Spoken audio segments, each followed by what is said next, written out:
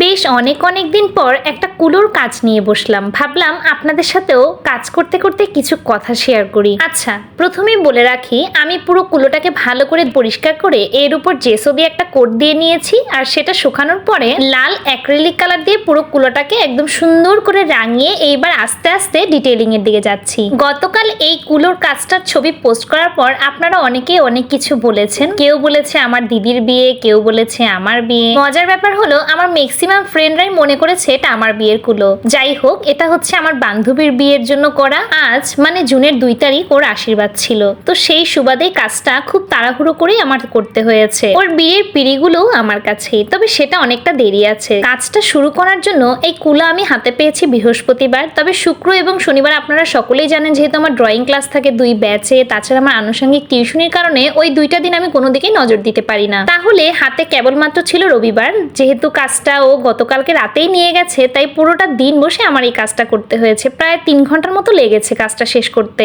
একটা সময় ছিল যখন আমি সারাদিন বসে কেবলমাত্র অর্ডারের কাজগুলোই করতাম, তবে এখন অনেকটা কমিয়ে দিয়েছি। তবে বুঝে শুনে যে কাজগুলো আমি হাতে নিই সেগুলো খুব ভালোবাসা দিয়ে যত্ন দিয়ে করার চেষ্টা করি। আর এই যে কাজটা দেখতে পাচ্ছেন সেটার রেফারেন্স পিকচার আমার বান্ধবী আমাকে দিয়ে দিয়েছিল ওর পছন্দ মতন, সেই অনুযায়ী আমি কাজটা করছি। যেহেতু আশীর্বাদ, তাই কুলোর সাথে এই পঞ্চপ্রদীপটাও আমি খুব তাড়াহুড়ো করে সিম্পলের মধ্যে করে দেওয়ার চেষ্টা করেছি। আর সবশেষে পুরো কাজটাতে হলুদের হালকা একটা লেয়ার দিয়ে কাজটা কমপ্লিট করলাম। এই তো এত কথা বলতে বলতে আমার কাজটাও কমপ্লিট। আমার আজকের কাজটা আপনাদের কাছে কেমন লেগেছে অবশ্যই কমেন্টে জানাবেন, আর আমার বান্ধবীর নতুন জীবনের জন্য অনেক আশীর্বাদ করবেন।